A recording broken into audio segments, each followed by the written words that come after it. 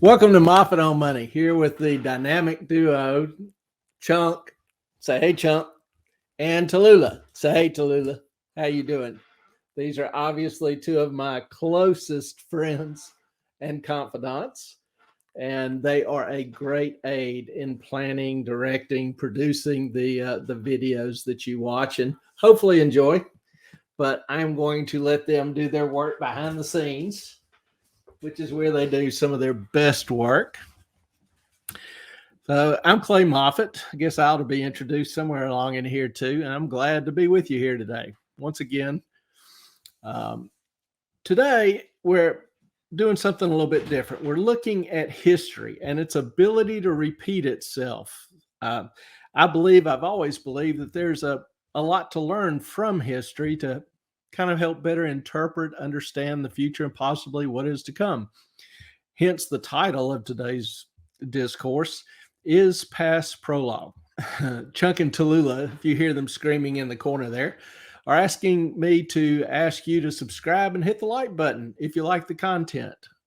They say, deathly serious about this, that they don't get enough treats, but are hoping some new subscribers and enough likes will translate into more treats for them. So, seriously, let me add, I am really very thankful for the support we have received so far. It's exceeded our wildest hopes, and I truly am very grateful. Thank you. Now to FTX, Sam and the gang, and history repeating itself. From what we've seen so far, I think it's fair to say that, fraud, money laundering, corruption occurred on a massive scale with FTX. This, while most everyone on the periphery, the politicians, regulators, law enforcement, were all asleep at the wheel, or were they? We know FTX purported to be a crypto exchange. Alameda purported to be a hedge fund. But in reality, they were nothing but a slush fund for Sam and a few insiders who misappropriated billions in customer funds. How do you spend billions in 2 years? That's a good question. We know Sam used customer funds to cover losses in Alameda's trading in his hedge fund, which he owned. And they did this while spending possibly hundreds of millions of dollars on politicians, PR campaigns, Ivy League universities, social influencers, some politically oriented charities, all to much acclaim, as well as hobnobbing with the regulators while trying to get favorable regs passed, some which would have put FTX in a very favorable position. Now, all of this attention seeking, all of this manipulation, while zero attention was paid to their conduct of business, their books, the audits, the extravagant lifestyles, all of that was ignored, didn't get any attention. All the while, the company went from zero to $38 billion in value over 2 years, which is unprecedented. Now, remember, Sam, all of this was going on while Sam was running his mouth. He had a pretty good habit of that.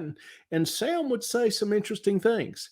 He admitted when he was being interviewed by Bloomberg, he described his yield farming process. And what he described was simply a glorified Ponzi scheme. In an interview with Matt Levine, Joe Weisenthal, Tracy Alloway, he described creating a token, a digital coin, so to speak, a token, with no economic purpose. And its sole goal was to inflate its value by getting more and more people to invest. That's the definition of a Ponzi scheme right there. He stated its value came from magic boxes of money, quote, magic boxes that produce a token that does literally nothing. His words, not mine.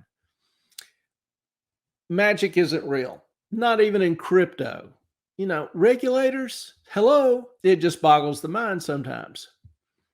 Now, Sam And you know, I know regulators can't observe or watch everything, but even during the interviewer said, you know, isn't this a Ponzi scheme? And Sam didn't deny it. He just obfuscated some more. This wasn't something that was kept in secret or was known to only a few people. It was on a major financial news network, Bloomberg. He hobnobbed with regulators. He hobnobbed with DC, New York, LA, all the rich and powerful elites. What he was doing was not a secret. Now, Sam even described this token that he had created as something that would, quote, change the world. Change the world. Now, Sam was a con man, and he was speaking con language. This is what's known as selling the dream. You want to get people to invest, you get them to buy into the dream. Even though the dream doesn't really exist, will never exist. That's part of the con. So he talked about how the more people invested, the richer they would get. A Ponzi scheme. He said the value would, quote, go to infinity. This is Buzz Lightyear level kind of salesman, to infinity and beyond. How do you know your hedge fund manager is an idiot and a con man? How do you know the chairman of your crypto exchange is an idiot and a con man? Well, if they cite Buzz Lightyear, you might want to be a little concerned. Now, Sam was out screaming Ponzi scheme while doling out tons of money, throwing it left and right. If you have any experience, any background in regulating fraud or law enforcement in a fraud section, do you think this would generate some questions? When doors were opening to him all over DC and the political halls of LA, New York, everywhere he went, would this raise some concern? Guy throwing around tons of money? Well, believe it or not, none of this is new. None of this is new. There's nothing new under the sun. 40 years ago, to be almost exact, a large personality, a huge financial firm, one that was very politically involved, politically connected, who also used customer funds to cover losses and make loans to insiders, huge loans to insiders. Remember, loans are not taxable income, even if they're not really put on the books as a loan. You just call them a loan, and the individuals, quote unquote, don't have to pay taxes. Now, the firm was known as BCCI, the Bank of Credit and Commerce International. It was founded in 1972 by a Pakistani by the name of Abedi. Now, the bank was funded by BOA, Bank of America, and a number of wealthy Arab investors. It grew amazingly rapidly. In 1982, BCCI bought a DC bank, Financial General, Fangen, through straw buyers. Now, straw buyers are just simply individuals that are the face of a purchase. They're not really buying the company. They're not really going to be involved with it. They're not really running it, but they will pass a background check. Okay. They may have some political connection or some publicity, status that is advantageous, but they're not really involved. They're just lending their name and signing on as the owner and buyer of this, while somebody else fronts the money and maintains control, the de facto control. This is called a straw purchase. Now, the group leading this included Clark Clifford, a former SecDef, Secretary of Defense. And, you can't make this stuff up. FTX kind of followed the same model. FTX invested, according to the New York Times, let me, make sure I give credit here. According to the New York Times, invested $11.5 million in a bank in Farmington, Washington, Farmington Bank, a rural city in Washington. It had 3 employees and a single branch. Here is Farmington Bank, 11.5 million, and he acquired 10% control. Now that would in effect give this bank, this headquarters that you're looking at here over the Farmington banking world, banking empire, a value of $115 million. Fascinating. Farmington, never heard of it? Well, here's the city of Farmington. So for 11.5 million and 10% of control, you now pretty much strongly control and influence this empire.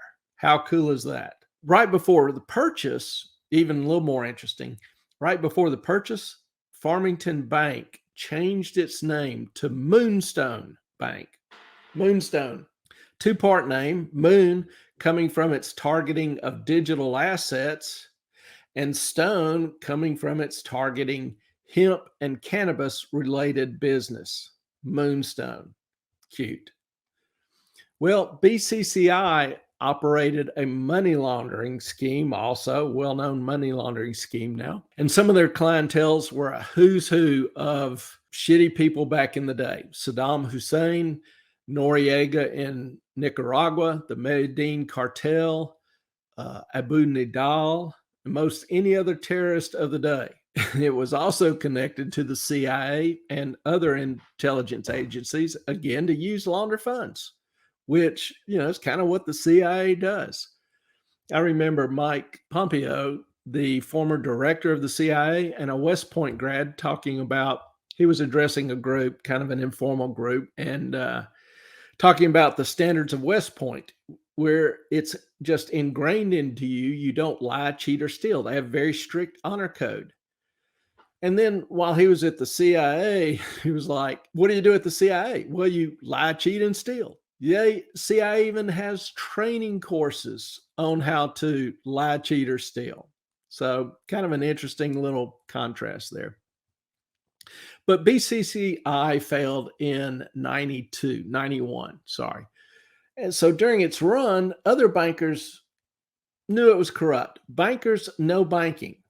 So people in the community knew BCCI was corrupt. Law enforcement knew it was a criminal enterprise, obviously, as well as the intel agencies, who maybe even helped cover up some of the stuff. But it, several reasons why it was able to last for so long. First of all, BCCI had a very complex corporate structure, a ton of shell companies, 94 or 95 to be exact, 95 to be exact, according to court records. How's that compared to FTX? Well, FTX only had 134. Yeah. BCCI also made a big deal out of charitable involvement and interest, used universities, Cambridge, which is England's version of the Ivy League.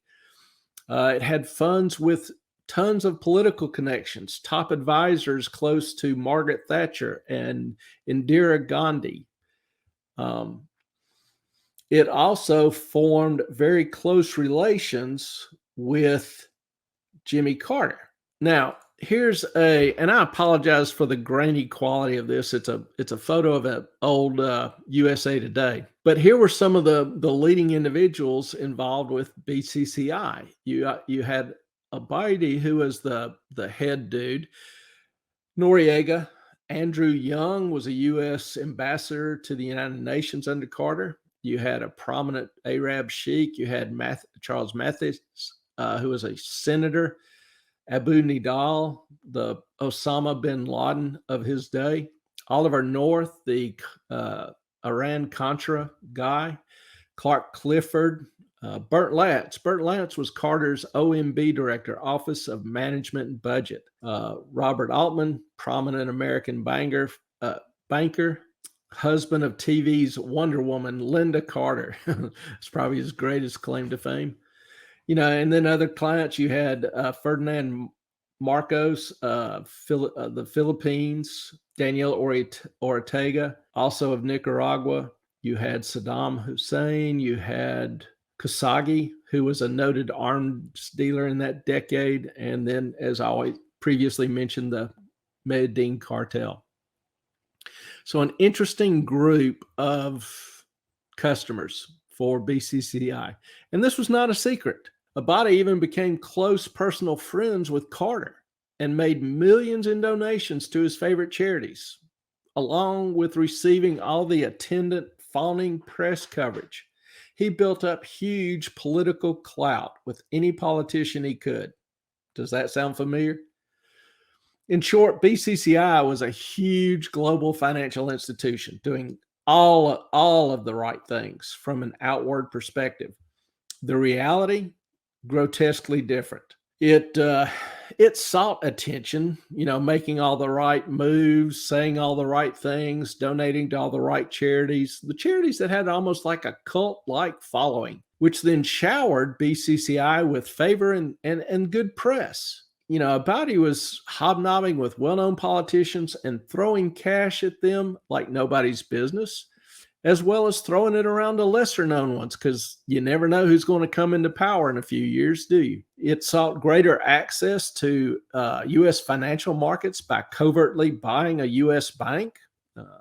Its access to the U.S. banking system is advantageous to better launder funds. You have more banks, global institutions you can process funds through. Obviously, you don't want to do huge amounts with any one bank, so you do a number of small amounts with any size bank. They purchased a small unknown bank that wouldn't draw attention. Is this sounding familiar? It had an extremely complex corporate structure, performed a series of transactions between all the shell companies, trying to lose the money. The insiders stole customer funds to cover trading losses, to cover their expenses, and to make loans to insiders. So let me not forget this. It also had shoddy client records. It would even make up clients to cover transactions and created fake financial statements. So despite everyone in the business knowing what they were crooks, nobody asked any questions. Particularly nobody in the right position asked questions. Does that sound familiar? Should sound very familiar, because I could just swap out literally replace BCCI with FTX/Alameda, and it's the exact same story. BCCI started with actual investors and BOA's rep standing behind it. But let's be honest, it lacked the sense of humor that FTX and Sam had. I mean, Alameda was run by a 27-year-old girl, Caroline Ellison, who bragged that running a multi-billion-dollar corporation, financial hedge fund, only required elementary school math, quote unquote. And included in her list of turn-ons, which I think was on one of her social media sites, you've got a CEO of a multi-billion-dollar corporation running social media. One of her turn-ons included, quote, controlling major world governments, close quotes. Sam was a whopping 28 years old when all of this started. And during this time it was growing, he was openly out bullshitting about his effective altruism, saying things that moneyed and politically powerful people wanted to hear, just simply to elicit their support. So there is a little bit of bitter humor in all of this, just a little bit. But wait, we're not done yet. There's more. There's some really odd things. For example, with a bank in the Bahamas, Deltec, the owner, which is now the chairman of the aforementioned Moonstone Bank. Deltec ran a lot of transactions or did a lot of dealings with FTX. And it's interesting that Ryan Pender, the Attorney General of the Bahamas now, spent a year as the chief legal officer for Deltec. I wouldn't be shocked if there were more of these kinds of ties that, rise to the surface, which may indicate there's a lot we'll never know or ever learn about FTX and some of the the stuff that went on. As far as Deltec and Tether and FTX, Alameda, Tether is a stable coin that's supposed to hold its value at $1. It's supposed to be, pegged to the dollar, backed by dollar purchases, but that's kind of highly doubtful. It's a real complex issue, and I will probably do that in a later video if there's enough interest. And if I can make a few more connections or find out a little more info, there's a lot of smoke there, but we'll save that for a later day. So what happened with BCCI? Long story short, it was seized and liquidated, had about 1 million depositors, which is what FTX claims. It went down in history as the largest bank fraud in history up until that point. Money laundering charges were filed against some of the principals. They were convicted, but no targets. If you're laundering money, you get it from somewhere and you send it somewhere. None of those connections was ever prosecuted. Anybody that contributed to their growth or gave an imprimatur of legitimacy was ever investigated, arrested, not politicians, not regulators, not law enforcement. Abedi was never tried. Pakistan refused to extradite him. They thought the charges were kind of trumped up against him. Also, probably didn't hurt that while he was at BCCI, he helped Pakistan fund their nuclear bomb development. So, I'm sure that counted for a little something there. Clifford, Altman, Burt Lance were never, Clifford or Lance weren't tried. Altman was tried, but was acquitted after a relatively weak prosecution. In a civil trial by investors, Altman was found liable and agreed to a lifetime ban from the banking industry. None of the initial investors were ever faced charges. No politician was ever investigated, much less tried. The auditor, Price Waterhouse. Price Waterhouse is the company that certified the financial statements, the fraudulent financial statements, as fair and accurate. Later in documents filed with the BOE, Bank of England, they stated that they initially thought the shoddy accounting was due to incompetence, quote unquote. They went on and stated that with the benefit of hindsight, it appears to have been a deliberate way to facilitate or facetiously inflate income. I'll get my words right in a minute. Sorry. BCCI clients, depositors, lost about $15 billion. I've seen some people float that estimate for FTX as well. So that's ironical. So FTX, what does this hold for FTX? My opinion only, it's hard to be optimistic about any different income for FTX. As of yesterday, the trial for Sam was set for October the 2nd. And I know Law and Lumber, a lot of my subscribers come from Law and Lumber. I know that they will do cover this extensively. They do great work. I look forward to it. Caroline and Sink have already entered into plea agreements. We don't know the terms yet. None of that's been released. But overall, this whole case, this whole trial thing is moving relatively fast. They don't even know all the things that went on with FTX, but they're going to go ahead and start the trial. So I don't know if that's a good thing or bad. The people who enabled all this, who strongly contributed to this, the politicians, the regulators, nothing will happen to them. Government historically has little interest in prosecuting itself, at least from what I've seen. Now, I guess they fear the same thing happening to them sometime down the road when they retire or whatever. And you got to wonder, do extensive contributions play a role in this oversight? Here is a spreadsheet of the political contributions made by the two primary executives at FTX. And you'll notice that, some of the amounts are pretty shocking when you go down through it. 250,000 to the Democratic congressional campaign. It's 250,000 to DMFI PAC, whatever that is. 3 million to GMI PAC, gets even better. 6 million to House Majority PAC. 1.1 million to LGBTQ Victory Fund. You've got 300,000 to Opportunity for Tomorrow. You've got 28 million to Protect Our Future PAC. You've got 2.5 million to the Senate Leadership Fund, 2.5 to the Senate Majority PAC. The ones in red are Republican, the ones in blue are Democratic. 2.25 to Women Vote. Overall, the totals, there was 41 million donated to Democratic Party, 21 million to Republican Party. So let me ask you, what kind of influence or persuasiveness can you buy for that kind of money? Now, got to give credit where credit's due. I did not come up with that spreadsheet. I pulled it off this site.